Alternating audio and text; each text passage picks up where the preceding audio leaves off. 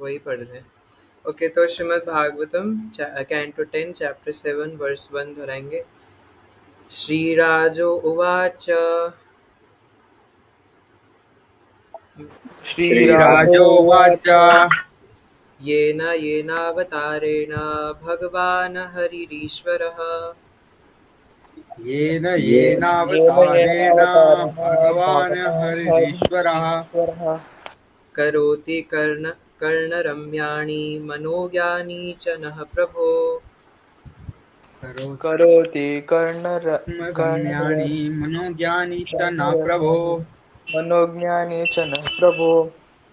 यच्छृण्वतो याप्यतीव्रतृष्णा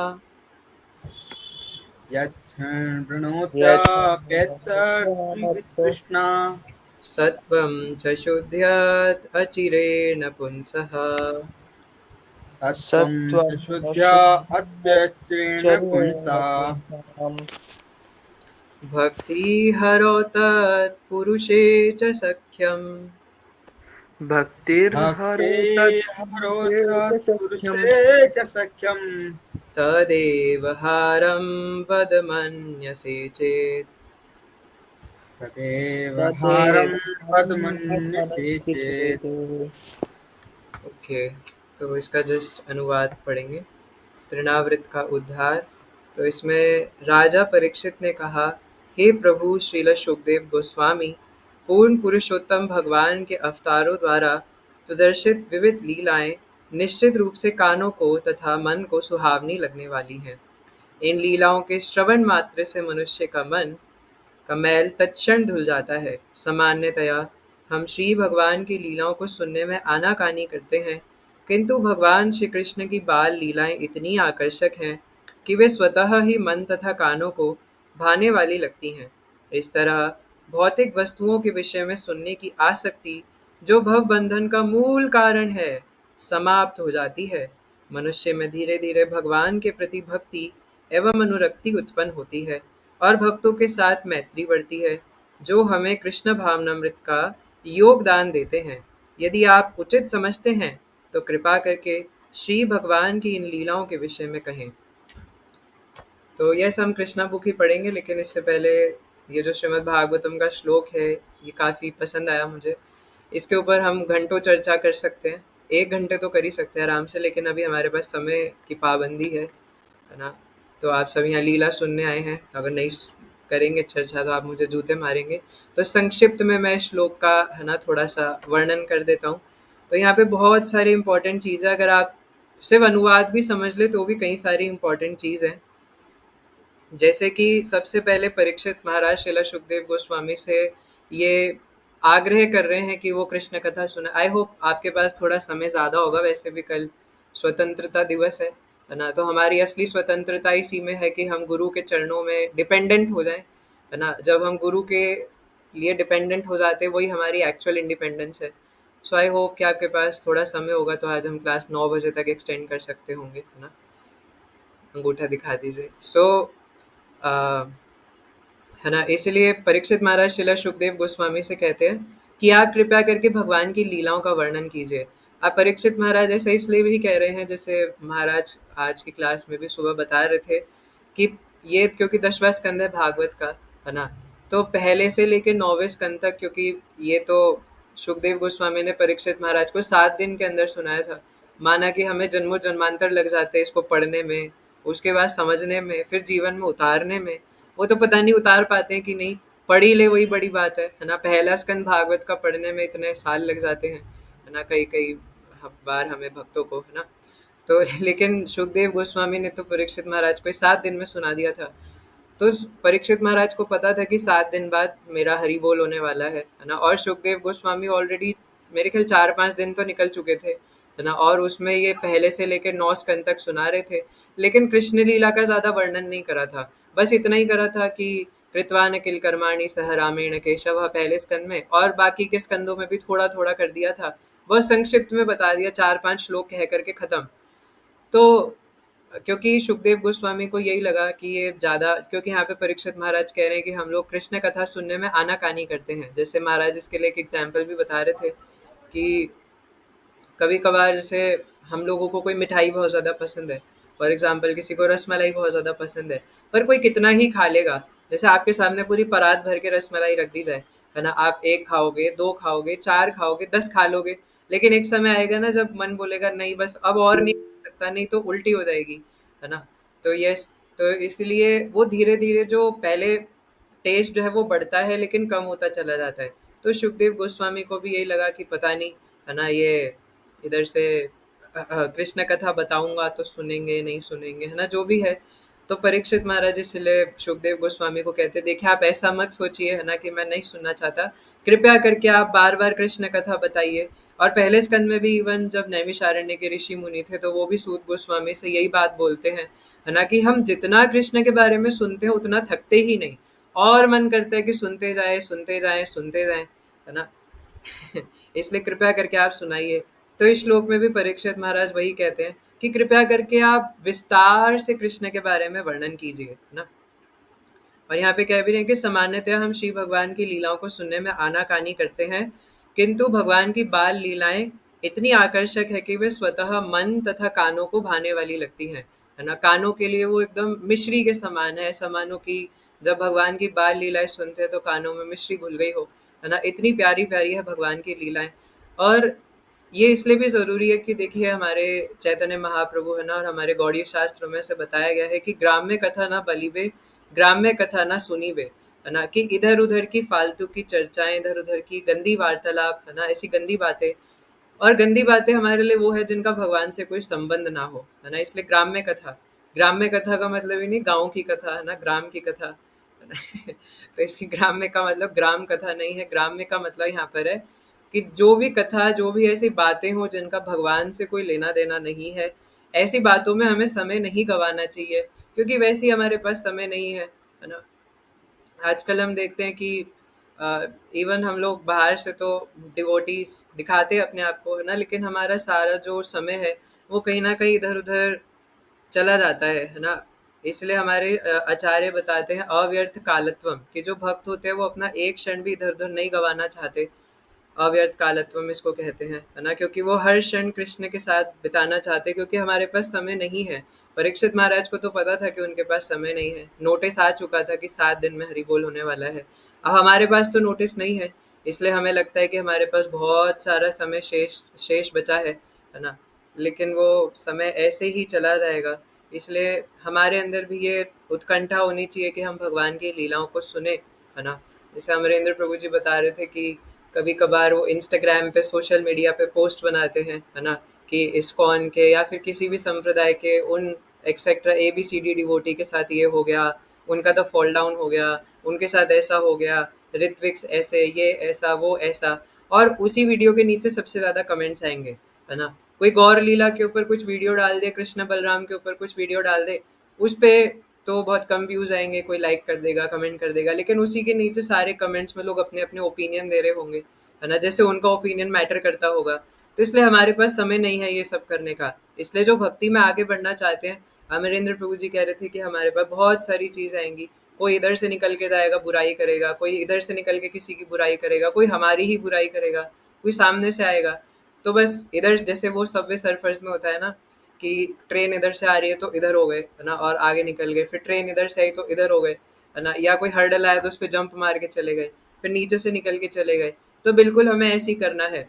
कई सारे हमारे सामने आएँगे, अभक्त भी आएँगे और ऐसे भी आएँगे जो भक्त की वेशभूषा में होंगे, है ना? लेकिन उनके अंदर, क्योंकि मैं सुन रहा था, है ना, बहुत दिन से शिला प्रभुपाद भी अपने कई तात्पर्यों में ये बताते हैं, और कई सारे वरिष्ठ भक्त भी बताते हैं कि भक्त जो है वो कैरेक्टर से बनता है, क्वालिटीज़ से बनता है। भक्त बड़ी-बड़ी बातें करने से या वेशभूषा पहनने से नहीं बनता। जैसे मैं अभी बड़ी-बड़ी बातें कर रहा हूँ, तो ये बड़ी-बड़ी बातें करने से कोई भक्त की पहचान हम नहीं कर सकते। पहली बात तो हमें जज नहीं करना है किसी भक्त को, लेकिन इसका ये मतलब नहीं है कि हम कोई एसोसिएशन अच्छा ना चुनें। अगर हमें अच्छा एसोसिएशन चुनना है, तो उसके लिए कम से कम सही-गलत की समझ तो होनी पड़ेगी ना, कि कौन सही है और कौन गलत है। तो हमें किसी से घृणा नहीं करनी, we have to respect everyone, but ताकि हमें पता हो कि सही क्या है, गलत क्या है, इसलिए we should understand this point कि चाहे हम हो, चाहे कोई भी हो, भक्त अपनी क्वालिटीज़ और कैरेक्टर से बनता है। अब आप जानना चाहते हैं कि वो कौन-सी क्वालिटीज़ है, तो आप Shrimad Bhagavad Gita chapter 12 verse number 13 to 20 और चैप्टर नंबर 15 वर्स नंबर 5 निर्माण मोह जित संग दोष, है ना, ये सब अध्याय, और चैप्टर 16 तो आप पूरा ही पढ़ सकते हैं, दैवी तथा असुरी स्वभाव। तो उसमें आपको पता चल जाएगा, है ना, कि एक भक्त के अंदर या ब्राह्मण के अंदर कौन सी क्वालिटीज होनी चाहिए, और वो भी हम आगे इस लीला में भी सुनेंगे तृणाव्रत उद्धार में। तो इसलिए हमें ऐसे भक्तों से, सुबह भी महाराज बता रहे थे, ऐसे भक्तों से हरि कथा सुननी चाहिए, है ना, जो कि जिनके अंदर भौतिक वासना सारी खत्म हो चुकी है और भौतिक भोग की इच्छा खत्म हो चुकी हो, या एटलीस्ट वो छोड़ना चाह रहे हो कम से कम, है ना। तो इसलिए हम लोग जो श्रीला सुखदेव गोस्वामी बता रहे हैं, बस उसी को रिपीट करने का प्रयास कर रहे हैं। उन्हीं का जो उच्चिष्ट है, उन्हीं के जो रेमनेंट्स है, उसी को लेकर के कुछ अपना भला करने की कोशिश कर रहे हैं। तो यही सुखदेव गोस्वामी से यहाँ पर परीक्षित महाराज कह रहे हैं, है ना, कि कृपया करके आप कृष्ण लीला बताइए, क्योंकि कृष्ण की लीला सुनने से ही कानों और मन को आराम मिलता है ना। जो इतने समय से हमारा जितने भी इंद्रियां हैं, है ना, वो भोग वासना के पीछे भाग रही हैं, लेकिन उनका कुछ भला नहीं हो पा रहा है। तो कृपया करके अब आप कृष्ण कथा सुनाइए, जिससे क्या होगा, अचिरेण, अचिरेण का मतलब तत्क्षण, एक समय, मतलब इमीडिएटली, विद इमीडिएट इफेक्ट क्या होगा। जैसे कभी कभार गैस एकदम, कुकर को एकदम गर्म करके उसके ऊपर पॉपकॉर्न के दाने डालते हैं ना, मक्के के, और जैसे ही वो गर्म हो जाते हैं, इमीडिएटली वो पॉपकॉर्न फूटने लग जाते हैं। तो वैसे ही हमारा जो मन है ना, जो कि मैला है, तो जैसे ही वो, जब कृष्ण कथा की हीट उस पर पड़ती है, तो अचानक से वो प्योर हो जाता है ना, और पॉपकॉर्न की तरह फट करके, फूल करके भक्त बन जाता है। और क्या होता है, आगे बता रहे हैं कि धीरे धीरे श्री भगवान के प्रति भक्ति एवं अनुरक्ति उत्पन्न होती है ना।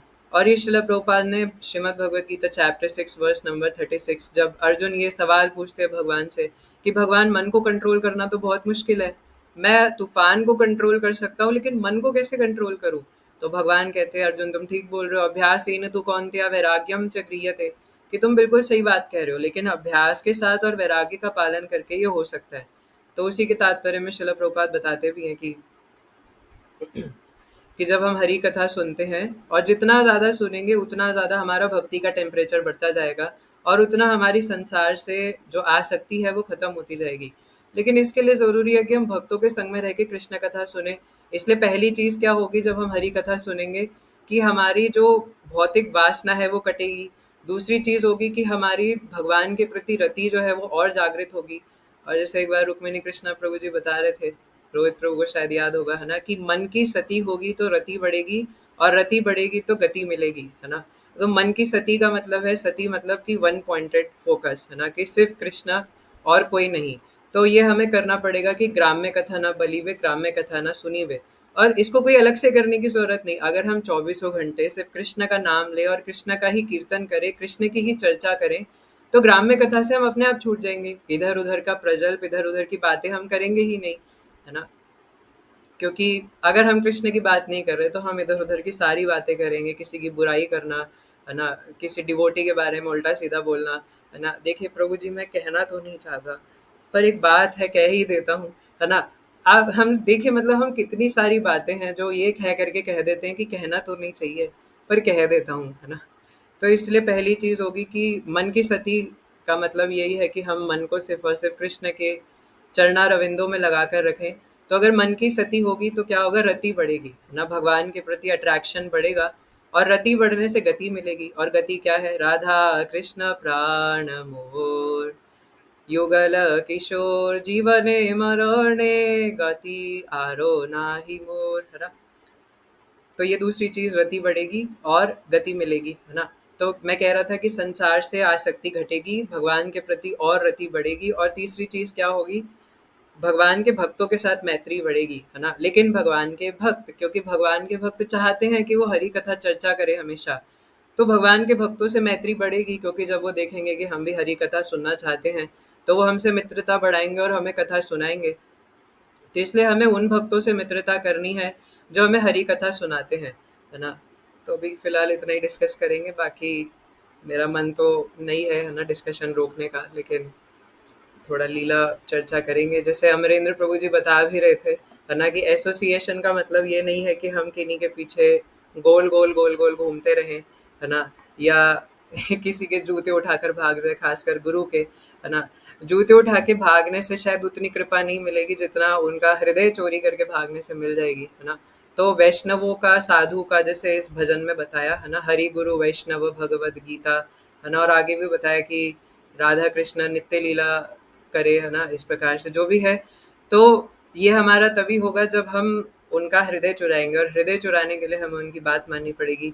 और वैष्णव और गुरु हमसे बस यही चाहते हैं कि हम एक अच्छे भक्त बने, है ना। हाँ, हम उनकी सेवा करें, लेकिन उनकी सेवा है क्या, है ना। उनकी सेवा यही है कि हम उनकी बात माने, अच्छे से हरिनाम करें और भगवान के चरणाश्रित हो। यही वैष्णवों की सेवा है ना। उनके सबॉर्डिनेट में रह के उनसे गाइडेंस लेते हुए कि हम ये कैसे करें। तो यस, है ना। इसलिए अगर हम सच में भक्तों का एसोसिएशन लेना चाहते हैं, तो भक्तों का एसोसिएशन का यही मतलब है कि वेशभूषा से, चाहे उसने कौन से रंग के कपड़े पहने हैं, लाल, पीला, नीला, है ना, लाल, पीला, सफ़ेद, है ना, कोई भी हो सकता है। उससे ये कलर मैटर नहीं करता, और ना ही कितना अच्छा तिलक लगा रखा है, कितनी प्रेस करी हुई धोती पहनी हुई है, ये भी मैटर नहीं करता। ये मैटर करता है कि वो कृष्ण के प्रति उसकी कितनी रति है, और वो कितना भगवान के बारे में डिस्कशन करना चाहता है, या तत्व चर्चा। देखिए, लीला चर्चा, तत्व चर्चा दोनों ही इम्पोर्टेंट है। हम किस तरह भक्ति में आगे बढ़े, ये भी इम्पोर्टेंट है ना। तो वो भी कृष्ण कथा का ही पार्ट है, क्योंकि जिस चीज़ को करने से हमारी कृष्ण के प्रति रति बढ़ेगी, वो भी कृष्ण कथा का ही पार्ट है ना। तो इसलिए भगवद गीता, श्रीमद् भागवतम, ये सबसे चर्चा। तो आज हम इसी श्रीमद् भागवतम का जो 10वां स्कंद है ना, तृणावृत का उद्धार, इसको पढ़ करके कुछ डिस्कशन करने का प्रयास करेंगे। अभी तक हम बस वो बेस बना रहे थे कि किस प्रकार जब हम कृष्ण लीला सुनते हैं तो हमारे कान और मन दोनों को शांति मिलती है। तो अगर हम चाहते हैं कि इनको निरंतर शांति मिलती रहे, तो इसके लिए निरंतर कथा सुननी पड़ेगी, और उसके लिए हमें इस जगत से आसक्ति हटानी पड़ेगी। जैसे कभी कभार ऐसे मजाक में बोलते हैं ना कि चुगली करना, है ना। जैसे कभी कभार वैसे आजकल तो प्रभु जीज भी ऐसे ही होते हैं, लेकिन कभी कभार ऐसा देखा जाता है कि जो माता जीज हैं, खासकर यहाँ पे सारे प्रभु जीज ही हैं, तो आप देखते होंगे कि मम्मी और मौसी, है ना, या मम्मी नानी, है ना। कभी कभार ये लोग, है ना, ऐसे इकट्ठे, आजकल प्रभु जीज भी ऐसे ही करते हैं। तो इकट्ठे होके, है ना, उनके घर में क्या चल रहा है, उन भक्त के साथ क्या हो रहा है, वो भक्त तो भक्ति नहीं कर पा रहे, वो तो ऐसा कर रहे हैं, ये कर रहे हैं, वो कर रहे हैं। तो ये सबसे सिर्फ टाइम वेस्ट होता है। आप ये सोच के देखिए, क्या 10 साल बाद, आज से 10 साल बाद अगर हम जिंदा रहे, बच गए गलती से, तो क्या ये हमारे लिए मायने रखेगा कि उन भक्त के साथ क्या हो रहा है, या फलाने के घर में क्या चल रहा है, उनकी लाइफ में क्या चल रहा है, उस मंदिर में क्या हो रहा है ना। क्या ये हमारे लिए मायने रखेगा? नहीं। हमारे लिए मृत्यु के समय सिर्फ इतना ही मायने रखेगा कि हमने कितनी भक्ति करी, हमने कितना हरि नाम करा, और हमने कितनी हरि कथा चर्चा करी। उस समय हमसे कोई नहीं पूछेगा कि किसका फॉल डाउन हुआ, किसका अपग्रेडेशन हुआ, प्रमोशन हुआ, किसकी जॉब लगी, किसकी नहीं लगी, उसकी मम्मी के साथ क्या हुआ, उसके पापा के साथ क्या हुआ, उसके चाचा के साथ क्या हुआ। कोई नहीं पूछेगा।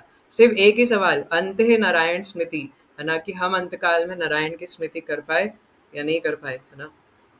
तो इसके लिए निरंतर हमें कृष्ण लीला से आसक्ति बढ़ानी पड़ेगी, और इस संसार की जो फालतू की बातें हैं, उससे आसक्ति त्यागनी पड़ेगी। तो मैं कृष्णा बुक चैप्टर 7 से पढ़ रहा हूँ। भगवान श्री कृष्ण सदैव ही षड ऐश्वर्यों से ओत प्रोत रहते हैं।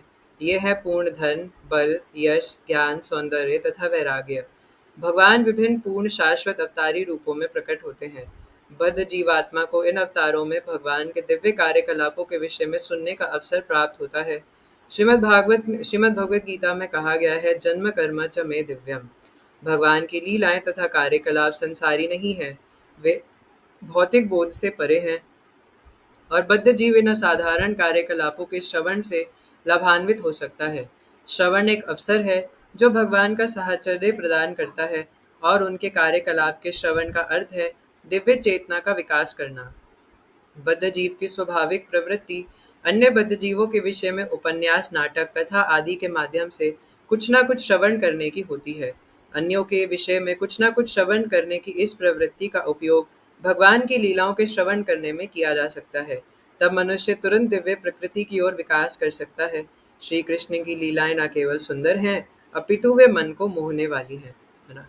तो यहाँ प्रभुपाद बता रहे हैं कि हमारी इच्छा रहती है कि हम कुछ ना कुछ इधर उधर सुनते रहें, स्पाइडरमैन, सुपरमैन, है ना। या जैसे मैंने अभी कहा कि कहाँ क्या चल रहा है ना, किसके साथ क्या हो रहा है ना। लेकिन उसी को हम परिवर्तित कर सकते हैं भगवान के बारे में सुन करके, और भगवान के बारे में सुनने से हमारा भौतिक बंधन जो है वो बंद हो जाएगा। भगवान के जन्म के विषय में, कैसे भगवान जन्म लेते हैं, ये सुन करके हमारा जन्म मृत्यु का जो चक्र है वो बंद हो जाएगा, है ना? इसलिए भगवान की लीला अत्यंत मोहने वाली है। यदि कोई भगवान की लीलाओं के श्रवण का लाभ उठाता है तो प्रकृति की दीर्घकालीन संगति के कारण मन से संचित होने वाली कल्मश धूलि को तुरंत ही धोया जा सकता है। भगवान चैतन्य ने भी उपदेश दिया है कि भगवान श्री कृष्ण के दिव्य नाम के श्रवण मात्र से ही मनुष्य अपने मन के सारे भौतिक कल्मश धो सकता है। आत्म साक्षात्कार की विभिन्न विधियां हैं, किंतु जब बद्धजीव इस भक्ति की विधि को, जिसका सबसे महत्वपूर्ण कार्य श्रवण करना है, अपनाता है, तो इसके द्वारा उसका भौतिक कल्मश स्वतः धुल जाता है और उसे अपनी स्वाभाविक स्थिति का बोध हो जाता है। इस कल्मश के कारण ही यह बद्ध जीवन है, और जो ही यह कल्मश धुल जाता है, त्यों ही जीवात्मा का अप्रकट कार्य अर्थात भगवान की सेवा करने का कार्य सहज ही जाग उठता है। परमेश्वर के साथ दिव्य संबंध स्थापित करने से वह भक्तों के साथ मित्रता करने का अधिकारी बन जाता है। महाराज परीक्षित ने व्यवहारिक अनुभव से यह निर्दिष्ट किया है कि प्रत्येक व्यक्ति श्री भगवान की दिव्य लीलाओं को सुनने का प्रयास करे। यह लीला पुरुषोत्तम भगवान श्री कृष्ण नामक भाष्य इसी उद्देश्य से लिखा गया है, और पाठक को चाहिए कि मानव जीवन के चरम लक्ष्य की प्राप्ति के लिए इसका लाभ उठाए। भगवान अपनी अहेतु की कृपावश इस भौतिक जगत में अवतरित होते हैं और सामान्य पुरुष की भांति अपने कार्यकलाप का प्रदर्शन करते हैं। तो देखिए, भक्ति में आगे बढ़ने की जो विधि है वो है अधौ श्रद्धा ततौ साधु संग, है ना? कि श्रद्धा बढ़ेगी पहले, है ना, फिर उसके बाद साधु संग मिलेगा। और साधु संग में रह करके क्या करना है? कृष्ण कथा चर्चा। और ये कृष्ण कथा चर्चा इतनी प्रभावशाली है कि भगवान ने इसके ऊपर श्लोक पे श्लोक बोले हैं गीता में। सबसे फेमस तो ये मच्चित्ता मद्गतः प्राण बोधयन्तः परस्परम, है ना? कि आपस में भगवान के बारे में चर्चा होनी चाहिए। और मैंने एक बार पहले भी ये चीज़ कहा था कि ये बिल्कुल प्रैक्टिकल चीज़ है, आप अपनी लाइफ में देख सकते हैं। हम कभी दो लोग या बहुत अन्य लोग, सामान्यतः दो लोग अगर आपस में बैठ के जिस भी वस्तु विषय के बारे में चर्चा कर रहे हैं, उसी के बारे में हमारा चिंतन होगा, उसी से हमारी धीरे धीरे आसक्ति बढ़ेगी। तो अगर जितना हम कृष्ण के बारे में चर्चा करेंगे, उतना ज़्यादा हमारे को कृष्ण की थॉट्स बार बार आएंगे, उतना हम कृष्ण के ऊपर कॉन्टेम्पलेट कर पाएंगे, और उतनी आसक्ति हमारी कृष्ण से बढ़ेगी। तो इसका बहुत ईजीएस्ट मेथड है जो श्रीला गोपाल कृष्ण गोस्वामी महाराज बताते हैं, है ना? कि जब भी आप किन्हीं भक्त से मिले तो उनसे पूछें कि आप मतलब अगर इक्वल्स हैं, है ना? ऐसा नहीं कि अमोघ लीला प्रभु जी मिले और उनसे पूछने लग रहे हैं, है ना? तो जो इक्वल भक्त है ना, या हमारे आसपास के भक्त है, अगर कभी आपस में मिले तो हम उनसे पूछ सकते हैं कि प्रभु जी, है ना, बताइए आपने आज क्या पढ़ा, है ना? आज नहीं तो कल क्या पढ़ा, है ना, श्रीमद् भागवतम से, या जो भी आप पढ़ रहे हैं, अभी आप क्या पढ़ रहे हैं, श्रीला प्रभुपाद की कौन सी बुक, और आपने क्या पढ़ा, है ना? और उन्होंने नहीं पढ़ा तो आप बता दो। अब आजकल तो ये रहता है कि ना हमने पढ़ा है ना उन्होंने पढ़ा है, कैसे हो भगवत चर्चा? बस फिर वो ग्राम्य कथा ही करेंगे। तो इसके लिए जब तक पढ़ेंगे नहीं तब तक कहाँ से चर्चा करेंगे? या तो सुना हो या पढ़ा हो, दो ही चीज़ हो सकती है। तो ठीक है, चलो पढ़ा नहीं तो क्या सुना था, फिर उसी के ऊपर चर्चा चलाओ, है ना? तो बड़े श्रील गोपाल कृष्ण गोस्वामी महाराज यही कहते थे, है ना, कि हमें भक्तों से पूछना चाहिए और फिर जो हमने पढ़ा है उसके विषय में चर्चा करनी चाहिए, है ना? और मतलब मेरे पास तो आप सबकी कृपा से कुछ भक्त मित्र हैं, है ना? बहुत मुश्किल से मिले हैं, है ना? तो नज़र मत लगाना प्लीज़। तो बहुत मुश्किल से कुछ भक्त मिले हैं, कभी-कभी ही उनसे चर्चा हो पाती है कॉल पर या कैसे भी, है ना? क्योंकि बड़े दूर-दूर रहते हैं ऐसे भक्त, है ना? और फिर जब भी हम कॉल करते हैं तो यही पूछते हैं, प्रभु जी आज आपने क्या पढ़ा, है ना? और फिर उसी पे घंटों चर्चा चली जाती है, क्योंकि एक बार स्टार्ट करने की देर है। जैसे साइकिल में पहले पैडल लगा के थोड़ा ज़ोर आता है, उसके बाद वो आराम से स्मूथली चलती रहती है। तो बस स्टार्ट करने की देर है। जहाँ पे एक बार चर्चा स्टार्ट हुई, फिर वो कहीं से कहीं टॉपिक कुछ ना कुछ पहुँच ही जाता है ना? तो इसलिए भगवान के बारे में चर्चा करना बहुत बहुत खतरनाक चीज़ है और बहुत आनंदमयी चीज़ है ना? अगर आपने अभी तक ये मज़ा लिया नहीं है ना? जैसे वो एक वीडियो में कहते हैं ना, ये मज़ा आया, है ना? और ये मज़ा मैं पूरी दुनिया को देना चाहता हूँ। तो इसलिए अगर आपने आज तक की चर्चा का आनंद नहीं लिया है, तो लेकर देखिए ना, बहुत आनंद आता है और धीरे-धीरे हमारे जो कल्मश है वो भी धुल जाते हैं, है ना? दुर्भाग्यवश शून्यवादी या नास्तिक लोग श्री कृष्ण को अपने समान एक सामान्य व्यक्ति मानते हैं और इस तरह वे उनका उपहास करते हैं। भगवान ने स्वयं भगवद गीता में इसकी यह कहकर भर्त्सना की है, अवजानन्ति माम मूढ़ः, मूढ़ या पाखंडी श्री कृष्ण को सामान्य व्यक्ति या मानव से थोड़ा बहुत अधिक शक्तिमान मनुष्य मानते हैं। दुर्भाग्यवश वे उन्हें श्री भगवान के रूप में स्वीकार नहीं कर पाते। कभी कभी ऐसे भाग्यहीन मनुष्य बिना किसी शास्त्रीय प्रमाण के अपने आप को श्री कृष्ण का अवतार घोषित कर देते हैं। जब श्री कृष्ण कुछ और बड़े हुए तो वे पलटने लगे। अब लीला स्टार्ट हो रही है ना। तो कान खोल के और आंख खोल के हम लोग श्रवण करेंगे। तो इससे पहले पूतनावत बताया था, है ना। अब तृणावृत बता रहे हैं। जब श्री कृष्ण कुछ और बड़े हुए तो वे पलटने लगे। अब वे पीठ के ही बल नहीं लेटे रहते थे। यशोदा तथा नंद महाराज ने दूसरा उत्सव अर्थात श्री कृष्ण की पहली वर्षगांठ मनाई। उन्होंने श्री कृष्ण जन्म दिवस जन्माष्टमी उत्सव का आयोजन किया। हरि बोल। जो आज भी वैदिक सिद्धांतों के अनुयायियों द्वारा मनाया जाता है। सारे ग्वालों तथा ग्वालिनों को इस हर्ष उत्सव में भाग लेने के लिए आमंत्रित किया गया। सुंदर वाद्य वृंद बज रहा था, जिसे सुनकर एकत्रित लोग आनंदित हो रहे थे। सारे विद्वान ब्राह्मणों को आमंत्रित किया गया था और उन सबों ने आकर श्री कृष्ण के मंगल के लिए वैदिक स्तुतियों का उच्चारण किया। स्तुतियों के उच्चारण तथा वाद्यों के बजते समय यशोदा माता ने श्री कृष्ण को स्नान कराया। यह स्नान क्रिया अभिषेक कहलाती है और आज भी इसे वृंदावन के सारे मंदिरों में जन्माष्टमी दिवस के रूप में संपन्न किया जाता है। तो इस अवसर पर माता यशोदा ने प्रभुत अन्न राशि का वितरण किया और विद्वान पूज्य ब्राह्मणों को दान में देने के लिए स्वर्ण आभूषणों से सज्जित उत्तम गाय तैयार की गई।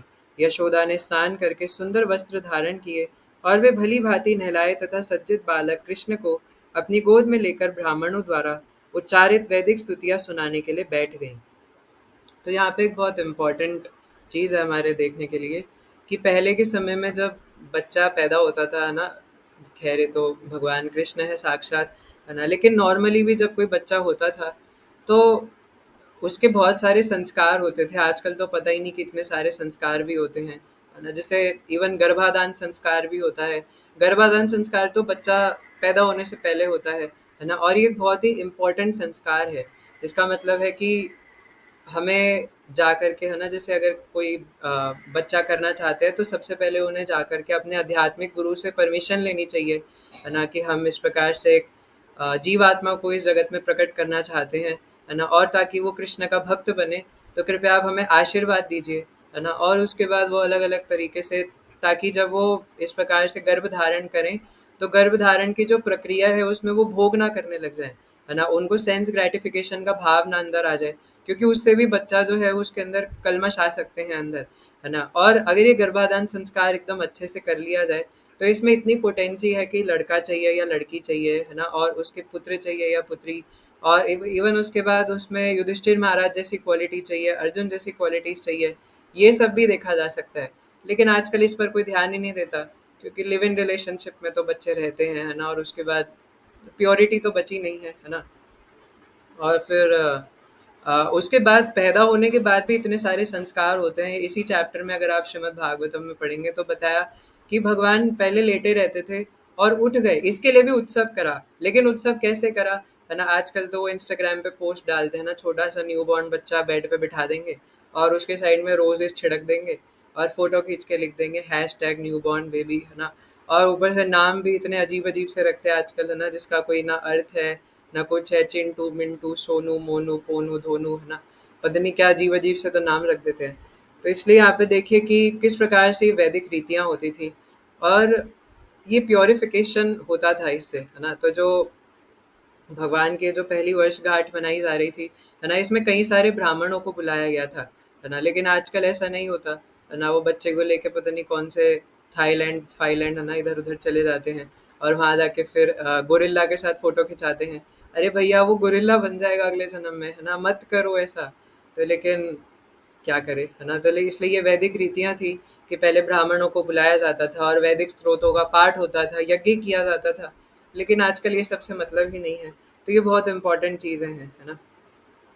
यहाँ पे आई गेस इधर वर्णन नहीं है, लेकिन श्रीमद् भागवतम में अगर आप पढ़ेंगे तो श्रील प्रभुपाद तात्पर्य में बता रहे हैं कि ये जो वैदिक स्त्रोत गा रहे थे ना ये ब्राह्मण, और ये जो भगवान को आशीर्वाद दे रहे थे, तो ये ब्राह्मणों के अंदर पोटेंसी थी। और क्यों थी, है ना, मैं आपको पढ़ के बताता हूँ। हरे कृष्णा हरे कृष्णा। कृष्ण कृष्ण हरे हरे, हरे राम राम राम हरे हरे। तो यहाँ पे ढूँढना पड़ेगा, लेकिन ऐसा बता रहे थे कि ये जो ब्राह्मण लोग आशीर्वाद दे रहे थे भगवान को, इनका आशीर्वाद में शक्ति थी, है ना? और ये जो बोलते थे वो सत्य हो जाता था। क्यों? क्योंकि वो उनके अंदर क्वालिटीज़ थी, है ना? वो नाम के ब्राह्मण नहीं थे। और क्योंकि हम लोग भी वैष्णव हैं, है ना? तो हमारे अंदर वो ब्राह्मणिकल क्वालिटीज़ होनी चाहिए, है ना? क्योंकि हम लोग भी भक्त बनना चाहते हैं। तो जो पॉइंट मैं बोल रहा था कि हाँ, ये रहा, है ना? 13, 14, 15 वर्ष है इसी चैप्टर का। जब ब्राह्मण जन ईर्ष्या, झूठ, मिथ्या अहंकार, द्वेष, अन्यों के वैभव को देखकर मचलने तथा मिथ्या प्रतिष्ठा से मुक्त होते हैं, तो उनके आशीर्वाद कभी व्यर्थ नहीं जाते। यह सोचकर नंद महाराज ने गंभीर होकर भगवान श्री कृष्ण को अपनी गोदी में ले लिया और ऐसे सत्यनिष्ठ ब्राह्मणों को साम, ऋक तथा यजुर्वेद के पवित्र स्तोत्रों के अनुसार अनुष्ठान संपन्न करने के लिए आमंत्रित किया। जब मंत्रोच्चार हो रहा था तो नंद ने बच्चे को शुद्ध जड़ी बूटियों से मिश्रित जल से स्नान कराया और अग्नि यज्ञ करने के बाद उन्होंने सभी ब्राह्मणों को उत्तम अन्न तथा अन्य प्रकार के पदार्थों का स्वादिष्ट भोजन कराया, है ना?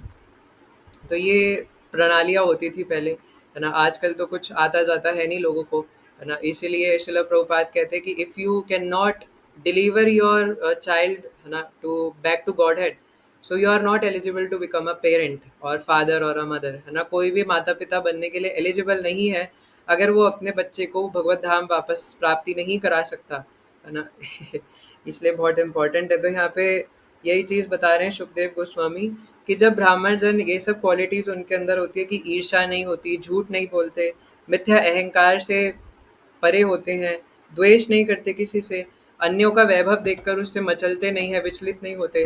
तो जब ऐसे ब्राह्मण, ये ब्राह्मणों की क्वालिटीज़ है ना? तो ऐसे ब्राह्मण जब कुछ आशीर्वाद देते हैं, तो वो सत्यनिष्ठ होते हैं, वो कभी भी व्यर्थ नहीं जाते, वो जो भी बोलते हैं वो सत्य हो जाता है। और शिला प्रभुपाद भी बताते हैं कि वाक सिद्धि होती है। अगर 12 साल तक हम कोई भी उल्टी हरकतें करे बिना, है ना, सिर्फ़ और सिर्फ़ भगवान का नाम अच्छे से जप करे, तो इवन कोई भी भक्त जो है उसके अंदर वाक सिद्धि आ जाती है, फिर वो जो भी बोलता है वो सत्य हो जाता है, क्योंकि वो कुछ उल्टा-सीधा बोलता ही नहीं, है ना? इसमें उसे वाक सिद्धि मिल जाती है कि वो जो भी बोलेगा स्पिरिचुअली बोलेगा और वो सत्य हो जाता है ना? ओके, तो ये ऐसे इसीलिए यहाँ पे बताया, ये बहुत इम्पोर्टेंट पॉइंट है ना? क्योंकि ब्राह्मण जो है वो क्वालिटीज़ से बनते हैं, सिर्फ़ कोई शर्मा फैमिली में जन्म लेने से या किसी भी ऐसे फैमिली में जन्म लेने से ब्राह्मण नहीं कहलाया जा सकता। एंड क्योंकि हम लोग भी वैष्णव बनना चाहते हैं, तो हमारे अंदर भी ये क्वालिटीज़ होनी चाहिए। हमारे अंदर तो ब्राह्मणों से भी ऊपर क्वालिटीज़ होनी चाहिए, लेकिन एटलीस्ट इतनी तो हो, है ना? तो हमारे अंदर ये गुण होंगे तब हम अपने आप को वैष्णव कहलाने लायक कह सकते हैं। तो अ यशोदा मैया ने, है ना, बालक को सजाया, नहलाए हुए बालक को सजाया और वैदिक उच्चारित वैदिक स्तुतियाँ सुनने के लिए बैठ गई ब्राह्मणों द्वारा। वैदिक स्तुतियाँ सुनते-सुनते श्री कृष्ण को गहरी नींद लग गई, है ना? वहाँ पे स्तुति पाठ चल रहा है और भगवान सो गए, है ना? क्योंकि वो छोटे बच्चे की तरह एक्ट कर रहे हैं एकदम। अतः माता चुपके से जाकर उन्हें बिस्तर पर लिटा आईं। इस शुभ अवसर पर सारे मित्रों, संबंधियों तथा वृंदावन वासियों का स्वागत करने में व्यस्त रहने के कारण यशोदा जी बालक को दूध पिलाना भूल गईं। बालक भूख के मारे रो रहा था, किंतु जनरव के कारण वे बालक का रोना सुन न पाईं। तो यहाँ पे थोड़ा संक्षिप्त में वर्णन किया है, लेकिन मैं थोड़ा डिटेल में बताना चाहता हूँ, है ना?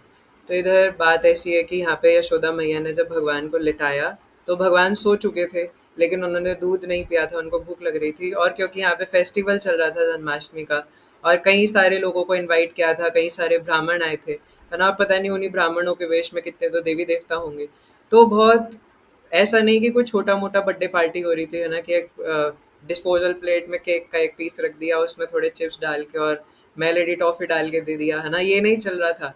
वहाँ पे बहुत भयंकर उत्सव हो रहा था, और क्योंकि अंदर उत्सव हो रहा था, तो क्या था कि ये ना एक बहुत बड़ा एक क्या बोलते हैं उसको, बैलगाड़ी टाइप होती है ना, तो ऐसा बहुत, और ऐसा भी नहीं कि कोई छोटी-सी बैलगाड़ी, एक ट्रक जितनी बड़ी बहुत बड़ा-सा छकड़ा था, बहुत बड़ी-सी बैलगाड़ी थी, और उसके ऊपर है ना कई सारा सामान लोड करके रख रखा था, है ना, ऊपर तक। और क्योंकि नंद महाराज के पास 9 लाख तो गाय थी, है ना, तो भगवान का इतना अभिषेक हुआ था कि दूध की नदी बह रही थी, है ना। आजकल तो A2 क्वालिटी का प्योर दूध मिलने के लिए इतना सब हरकतें करनी पड़ती हैं, है ना? गाय का दूध तो मानो कि सोने चांदी की तरह हो गया है आजकल, है ना? बहुत मुश्किल है मिलना, वो भी शुद्ध देसी गाय का दूध, है ना? फिर उसके बाद पनीर मिलना, है ना? उसमें फिर वो क्या कुछ केमिकल डाल के चेक करते हैं कि असली है कि नकली है ना? आयोडीन डाल के चेक करते हैं, है ना? तो ये समय आ चुका है आजकल, लेकिन उस टाइम तो इवन नंद महाराज के पास भी 9 लाख गाय थी, मधुमंगल जी के पास 11 लाख थी, है ना? ऐसा वर्णन करते हैं। तो ये जो 9 लाख गाय थी, है ना? इससे कितना दूध आता होगा रोज रोज।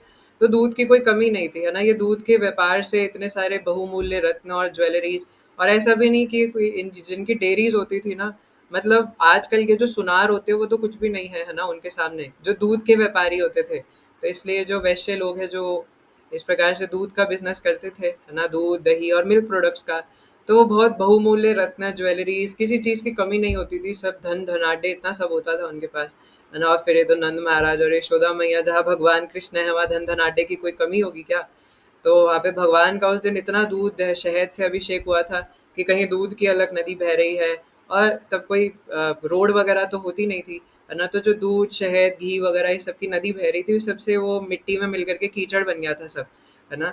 कि अगर आप कीचड़ को भी उठा के खाओ तो उसमें भी आपको दूध का टेस्ट आएगा, है ना? तो इतना सब कुछ सब बह गया था, और बहुत बड़ा मतलब ढोल नगाड़े बज रहे थे, है ना? और भगवान का बहुत सुंदर ग्लोरिफिकेशन हो रहा था, और उसी में वाद्य यंत्र बज रहे हैं, है ना? नाम संकीर्तन हो रहा है, अलग अलग तरीके के राग गाए जा रहे हैं, उधर ब्राह्मण जो है वो वैदिक स्तोत्र गा रहे हैं, और खूब तरीके से कोई नृत्य कर रहा है, कई छोटी छोटी बालिकाएं हैं, है ना? छोटे छोटे गोप सखाएं जो कृष्ण को निहार रहे हैं, कोई गीत गा रहे हैं, है ना? कोई तैयार होके आए हैं, है ना? और मतलब जो भी है, कोई पकवान देख रहे हैं, कोई खा रहे हैं, कोई कुछ कर रहे हैं, क्योंकि फीस्ट भी हो रहा है वहाँ पे, है ना? क्योंकि भगवान का जन्मदिन है भैया, है ना?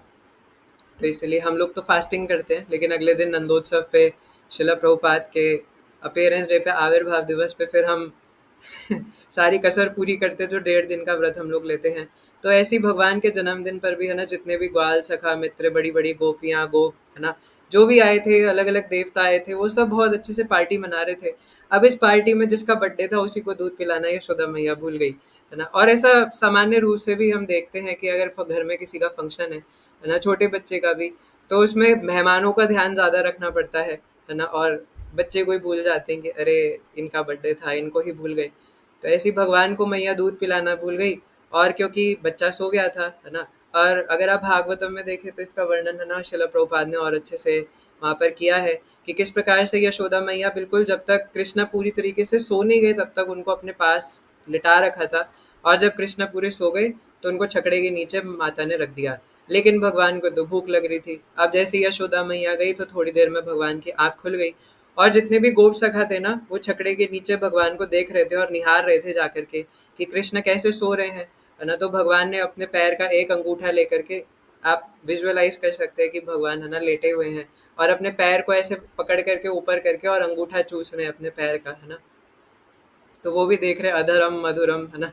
और अपने जो चरण है वो भी कितने मधुर हैं, है ना? हमें तो वो मधुर लगते ही हैं, लेकिन भगवान ही अपने चरण, है ना, उनको अ, उनका क्या बोलेंगे, आनंद पान कर रहे हैं, है ना? उनका अमृत पान कर रहे हैं अपने ही चरणों का।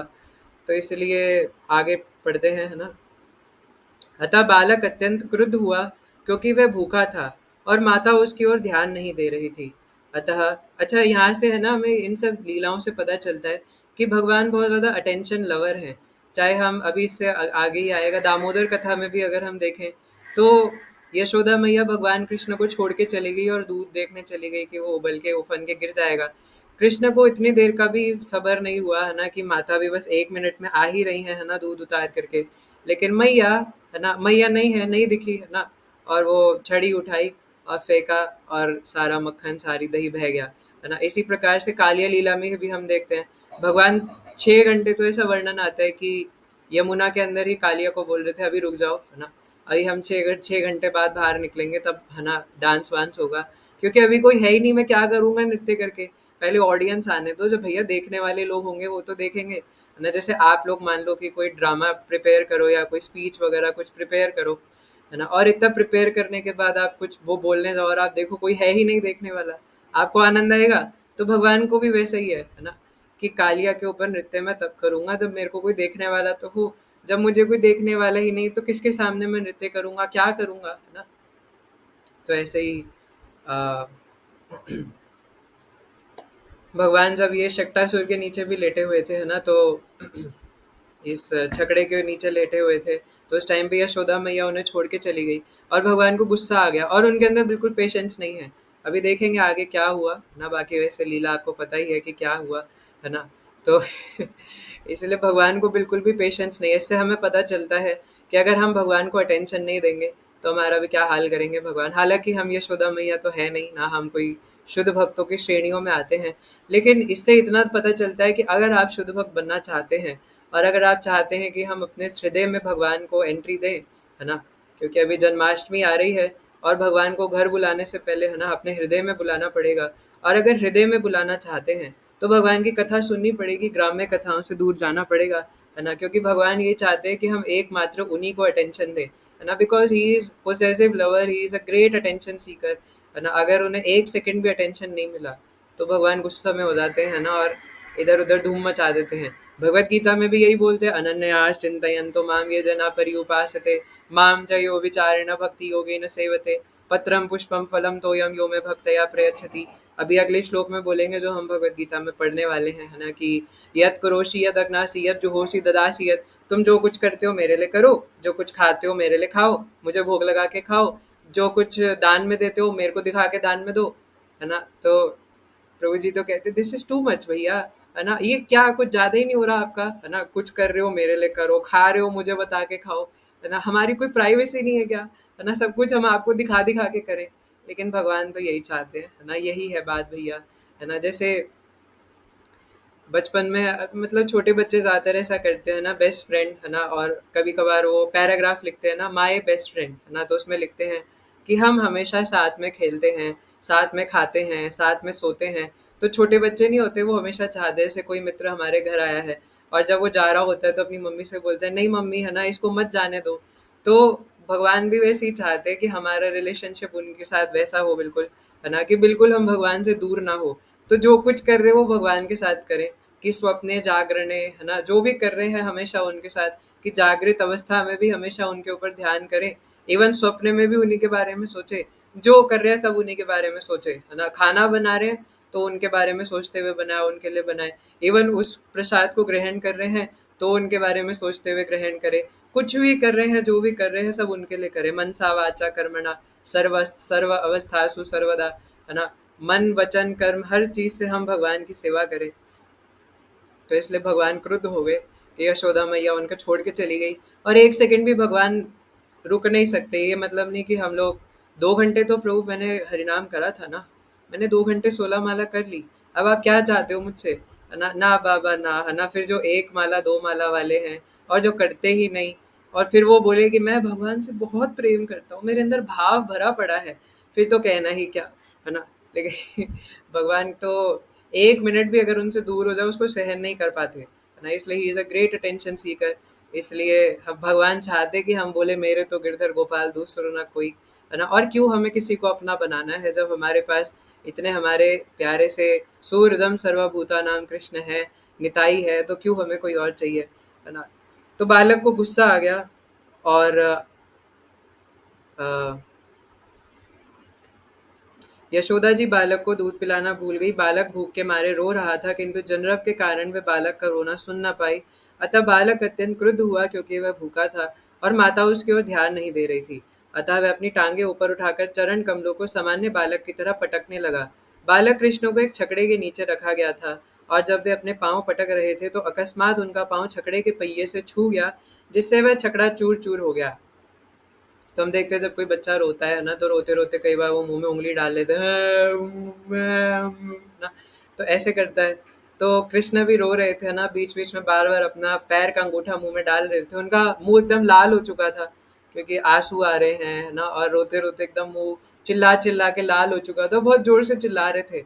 और गोप सखा देख रहे थे, उनको तो आनंद आ रहा था क्योंकि कई बार जो छोटे बच्चे होते हैं थोड़े से बड़ी उम्र के, वो न्यूबॉर्न बेबीज को जब देखते कि अरे रो रहा है तो उनको आनंद आता है, वो जानबूझ के उसको तंग करना चाहते हैं।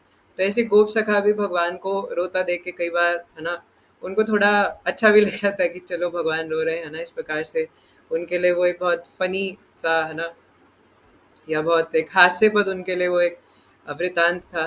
तो भगवान रो रहे थे है ना, और ऐसे ही मुंह में जब उन्होंने पैर का अंगूठा डाल रखा था, तो ऐसे करते करते पैर फिसला और वो छकड़े के ऊपर जाके लगा है ना। और न्यू बॉर्न बेबी भगवान छोटे से बालक है 1 साल के, और जैसे ही वो पैर लगा वो छकड़ा, और कोई सामान्य भी नहीं था, जैसे वो होती है ना मालगाड़ी, देखे आपने कभी ट्रेन है ना, उसके ऊपर जो इतना बड़ा मालगाड़ी का डब्बा होता है, इतना बड़ा सा कोई वो भारी भरकम छकड़ा था, कोई नॉर्मल भी नहीं था। और इतना बड़ा छकड़ा भगवान ने ऐसे लात मारी, कोई बहुत बड़े ट्रक होते हैं ना जिसमें पेट्रोल भर के ले जाते हैं, इतना बड़ा था, और उसको ऐसे लात मारी और वो ऊपर ऊपर ऐसे गया कि चूरा चूरा हो गया, इतना छोटा छोटा चूरा हो गया कि कुछ देखने लायक नहीं बचा था ना। तो महाराज तो बहुत सुंदर वर्णन बताते हैं है ना, और बहुत लंबा वर्णन बताते हैं विस्तार से। तो वो जब छकड़ा उड़ा और उसके इतने चूरे हुए कि कुछ देखने को भी नहीं मिला। और जब ऑब्वियसली जब लात मारी होगी है ना, तो इतनी तेज मारी, जब उसके चूरा चूरा हो गया तो बहुत तेज आवाज भी हुई होगी, जैसे मान लो कोई बहुत बड़ा बम फटा हो। तो सब लोग आके देखने लगे कि अरे छकड़ा कहाँ गायब हो गया, क्योंकि चूरा हो गया, कुछ बचा ही नहीं उसका, गायब ही हो गया है ना पूरा, इम्पर्सनल हो गया, वो मायावादी बन गया जो, क्योंकि वो एक एक्चुअली वो कोई नॉर्मल छकड़ा भी नहीं था, उसके ऊपर शक्टासुर आकर के बैठा हुआ था, तो वो और ज़्यादा भारी हो गया था है ना। तो उसने यही सोचा था कि मैं इसके नीचे भगवान को दबा करके मार दूंगा, लेकिन भगवान ने उसी को उड़ा करके मार दिया और ऐसा चूरा कर दिया एकदम उसका। तो आगे चलते हैं ना, थोड़ा लंबी लीला है आगे। इस छकड़े पर अनेक प्रकार के पात्र तथा पीतल तथा अन्य धातुओं की बनी थालियां संचित थी, और वे सब धड़ाम से नीचे गिर गई। छकड़े का पहिया धुरे से निकल गया और पहिए के सारे आरे टूटकर इधर उधर छितर गए। माता यशोदा तथा समस्त गोपियां एवं नंद महाराज तथा सारे ग्वाले आश्चर्यचकित थे कि यह छकड़ा किस तरह स्वतः टूट गया। इस पावन उत्सव में समागत सारे स्त्री तथा पुरुष छकड़े के चारों ओर एकत्रित हो गए और सुझाव देने लगे कि यह छकड़ा किस तरह टूटा होगा, किंतु कोई भी इसका कारण नहीं जान पाया। हाँ, कुछ छोटे छोटे बच्चों ने, जिन्हें नन्हे कृष्ण के साथ खेलते रहने का काम सौंपा गया था, भीड़ को बताया कि पहिए में श्री कृष्ण का पांव लग जाने से ऐसा हुआ है। बालकों ने भीड़ को आश्वस्त किया कि उन्होंने अपनी आंखों से देखा है कि वह सब कैसे हुआ, और वे सब इसी पर बल दे रहे थे। कुछ लोग तो ध्यान से छोटे बच्चों की बात सुन रहे थे, किंतु दूसरों ने कहा, आप इन बच्चों के कहने पर कैसे विश्वास कर सकते हैं। ग्वाले तथा ग्वालिने यह जान पाए कि सर्वशक्तिमान भगवान वहां बाल रूप में लेटे हुए थे और वे कुछ भी करने में समर्थ थे। संभव तथा असंभव दोनों ही उनके विषय में थे, उनके वश में थे। जब इस तरह विवाद चल रहा था तो बालक कृष्ण रो पड़े क्योंकि भगवान को तो दूध चाहिए था, और ये सारे के सारे वहाँ इकट्ठे होकर के चर्चा कर रहे कि ये छकड़ा कैसे उड़ा होगा। कोई कह रहा था कि कृष्ण ने उड़ाया है, कुछ कहने लगे अरे आप छोटे बच्चों की बातों में क्यों आ रहे हो, ये कह रहे कि कृष्ण ने उड़ाया और तुम मान लोगे। और कुछ कह रहे थे अरे नहीं नहीं ना, देखा नहीं कि ये बालक ऐसे पहले पूतना को भी मारा था, पक्का इसी ने उड़ाया होगा। तो सब लोग ऐसे बातें करने में लगे थे और भगवान और तेज रोने लगे कि भैया मुझे दूध चाहिए, मैं भूखा हूँ है ना। अब वो ब्रह्मांड के मालिक है ना, जो सबको सब कुछ खाना पानी ऑक्सीजन सब प्रोवाइड करते हैं, वो दूध के लिए रो रहे हैं है ना, और भूखे हैं। तो इसलिए हम देखते हैं कि कैसे है ना भगवान भी भूल जाते हैं अपनी भगवत्ता को। माता यशोदा ने बिना प्रतिवाद के बालक को अपनी गोदी में उठा लिया और भूत प्रेत दूर करने के लिए वैदिक स्तुतियों का उच्चारण करने के लिए विद्वान ब्राह्मणों को बुलाया है ना। क्योंकि उन्हें लगा कि इतना बड़ा जो ये षटका सुर था है ना, और जो षटका सुर था और ये जो छकड़ा था, इसको उड़ा दिया तो शायद यहाँ कोई ब्रह्म राक्षस या भूत वगैरह ना हो। तो सारे भूत प्रेतों को हटाने के लिए है ना, ब्राह्मण लोग आकर के वैदिक स्त्रोतों का उच्चारण करने लगे। कृष्ण के सामने कोई भूत टिक पाएगा? जैसे अमरेंद्र प्रभु जी कह रहे थे है ना, कि कई बार हम लोग कहते हैं कि बुरी नजर वाले तेरा मुंह काला है ना, पर हमारे तो जो ठाकुर जी है वो पूरे काले हैं, ऊपर से नीचे तक पूरे काले हैं, कि अंधेरे में अगर चले जाएं तो दिखे भी ना है ना। तो ऐसे कृष्ण जिसकी लाइफ में हो ना, उसके ऊपर कोई नजर लगेगी किसी को? तो साथ ही वे बच्चे को दूध भी पिलाती रहीं। यदि बालक अपनी माता का दूध ठीक से पीता है तो यह समझा जाता है कि बच्चे को कोई खतरा नहीं है। तत्पश्चात समस्त बलिष्ठ ग्वालों ने टूटे छकड़े को ठीक किया और इधर उधर बिखरी वस्तुओं को पूर्ववत रख दिया। फिर ब्राह्मणों ने यज्ञ की अग्नि में घी, दही, कुश तथा जल की आहुतियां दी। उन्होंने बच्चे के मंगल के लिए गोवर्धन की पूजा की। श्री भगवान की पूजा की। थोड़ा चश्मा नहीं लगाया हुआ ना। वहां पर उपस्थित सारे ब्राह्मण सुपात्र थे, क्योंकि वे ईर्ष्याहीन थे। उन्होंने कभी असत्य भाषण नहीं किया था। वे घमंडी नहीं थे। वे सबके सब अहिंसावादी एवं प्रमाणिक थे। अतः ऐसा कोई कारण ना था कि उनके आशीर्वाद व्यर्थ न जाए। तो आ गया ये पॉइंट है ना, जो मैं अभी बता रहा था। सुपात्र ब्राह्मणों के दृढ़ विश्वास के साथ नंद महाराज ने अपने पुत्र को गोद में लेकर विविध औषधियों से मिश्रित जल के द्वारा उसे स्नान कराया, और ब्राह्मणों ने ऋक, यजुः तथा साम वेदों से स्तुतियां पढ़ी। कहा जाता है कि जब तक ब्राह्मण योग्य पात्र न हो, तब तक उसे वेदों के मंत्र नहीं पढ़ने चाहिए। यहाँ पर इसका प्रत्यक्ष प्रमाण है कि वे ब्राह्मण समस्त ब्राह्मण लक्षणों से संपन्न थे। नंद महाराज को भी उन पर पूर्ण श्रद्धा थी। फलतः उन्हें वैदिक मंत्रोच्चार द्वारा अनुष्ठान करने की अनुमति प्रदान की गई। यद्यपि विभिन्न कार्यों के लिए भिन्न भिन्न प्रकार के यज्ञों का विधान है, किंतु सारे मंत्रों का उच्चारण सुपात्र ब्राह्मणों द्वारा ही होना चाहिए। चूंकि इस कली काल में से सुपात्र ब्राह्मण उपलब्ध नहीं है, अतः समस्त वैदिक यज्ञ अनुष्ठान वर्जित है।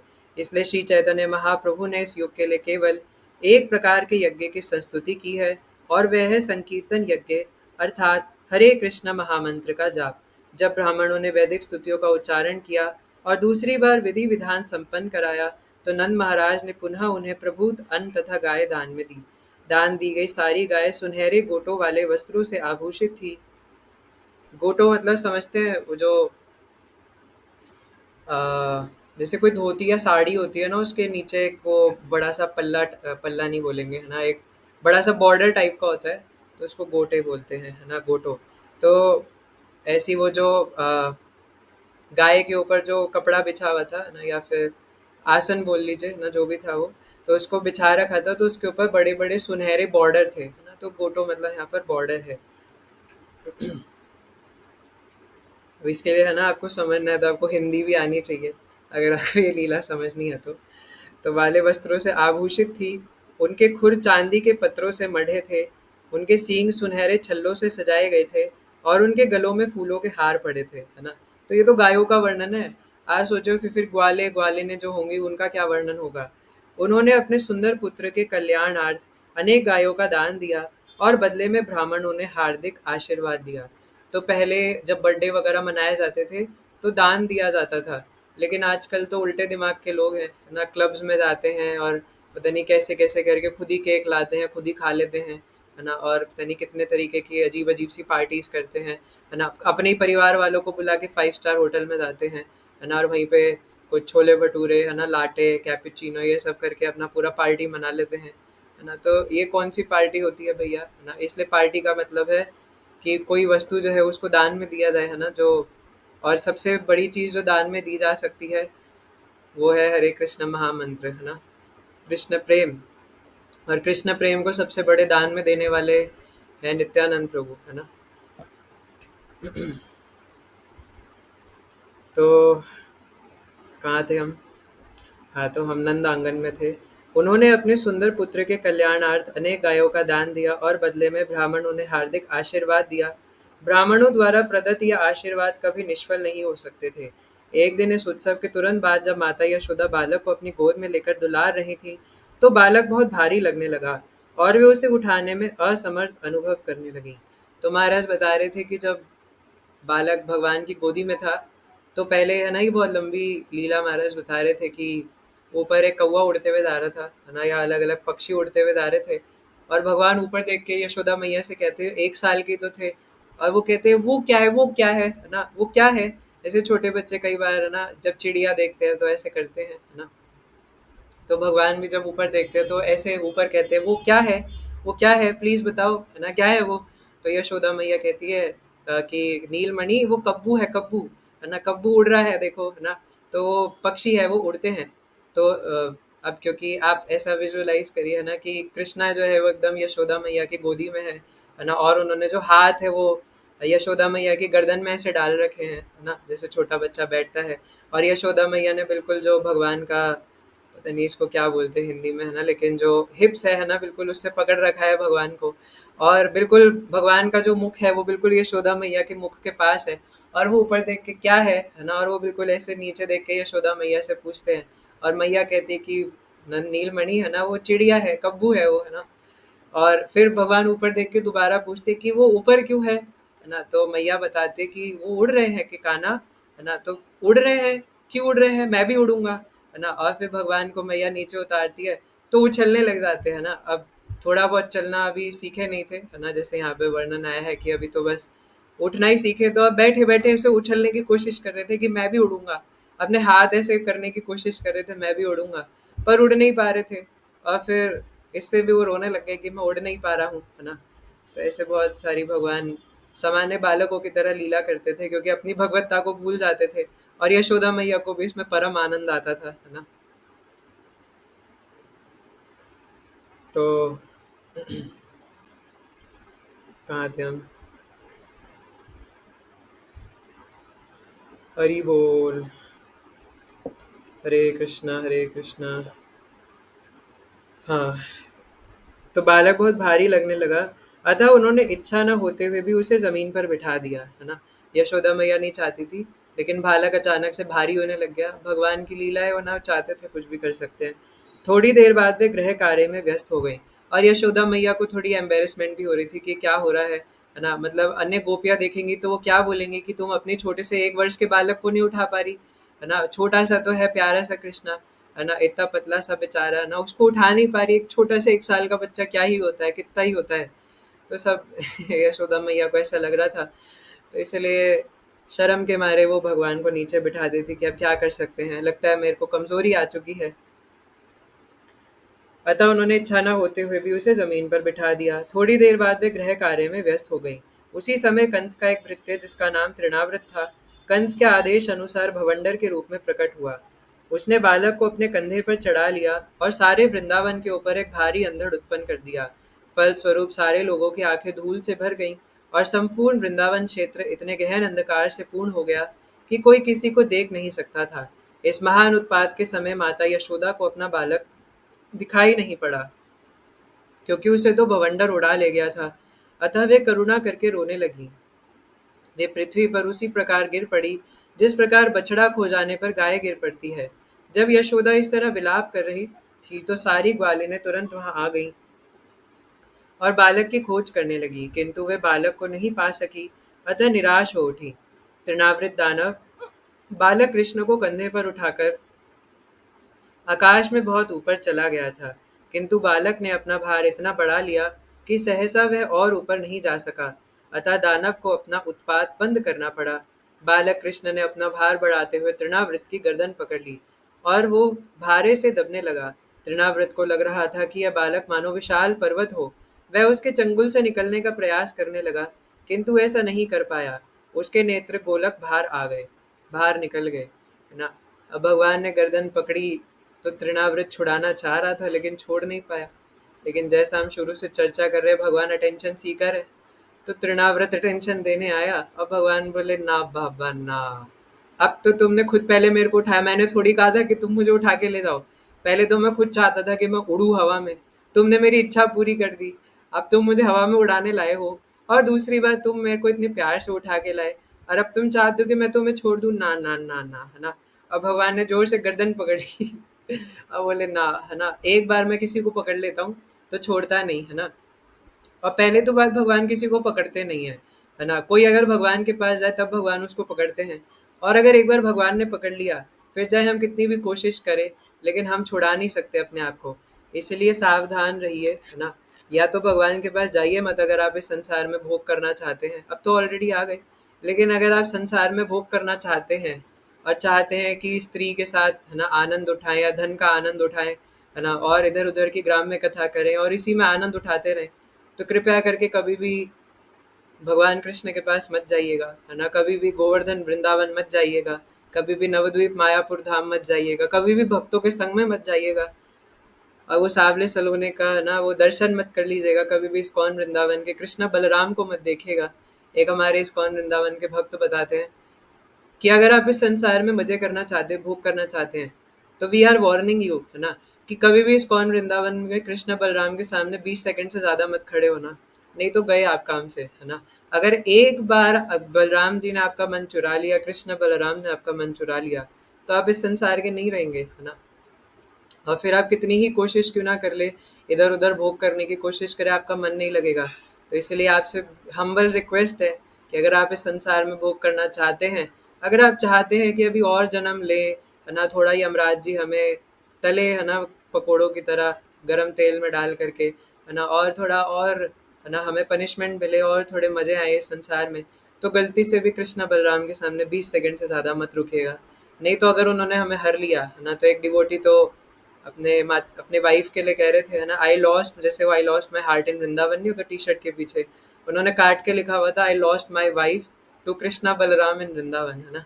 क्योंकि जो एक बार उनको निहार करके उनका हो गया, है ना, फिर वो किसी के पकड़ में नहीं आता। इसलिए भगवान अगर एक बार किसी को पकड़ लेते तो छुड़ाए नहीं छोड़ते। भगवान शिखा पकड़ के, हमारी ये जो चोटी है ना, इसको शिखा को पकड़ करके, माताओं के तो लंबे बाल होते हैं, है ना? और हमारी जो शिखा है इसको पकड़ करके भगवान खींच करके वापस लाते हैं। तो इसलिए भगवान से दूर नहीं जा सकते, है ना? अंत में भगवान के पास आना ही पड़ेगा। वह चित्कार करता हुआ वृंदावन की भूमि पर गिरकर मर गया। यह असुर शिवजी के बाणों से बिंधा त्रिपुरासुर के ही समान गिर पड़ा। वह पथरीली भूमि पर गिरा था, अतः उसके अंग प्रत्यंग शत विशत हो गए। उसका शरीर समस्त वृंदावन वासियों को दिखाई देने लगा। जब गोपियों ने असुर को मरा हुआ तथा बालक कृष्ण को उसके शरीर के ऊपर प्रसन्नता पूर्वक खेलते देखा, तो उन्होंने अत्यंत प्रेम पूर्वक उसे उठा लिया।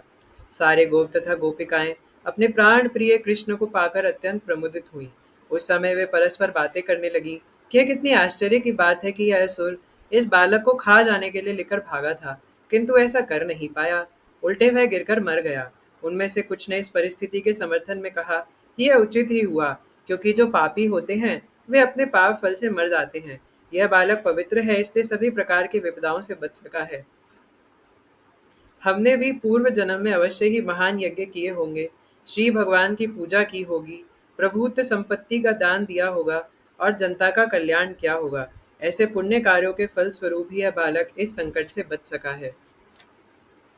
वहां पर समवेत गोपियां परस्पर कहने लगी, पूर्व जन्म में हमने कैसी तपस्या की होगी, हमने अवश्य ही भगवान की पूजा की होगी, विविध प्रकार के यज्ञ किए होंगे, दान दिए होंगे और वट वृक्ष लगाए तथा कुएं खुदाने जैसे जन कल्याणकारी कार्य संपन्न किए होंगे, जिन पुण्य कार्यों के परिणाम स्वरूप हमें हमारा बालक वापस प्राप्त हो सका है, अन्यथा वह मर ही जाता। अब वह अपने परिजनों को जीवन दान देने के लिए लौट आया है। ऐसी विचित्र घटनाएं देख देख कर नंद महाराज को वसुदेव के वचन पुनः पुनः याद आने लगे।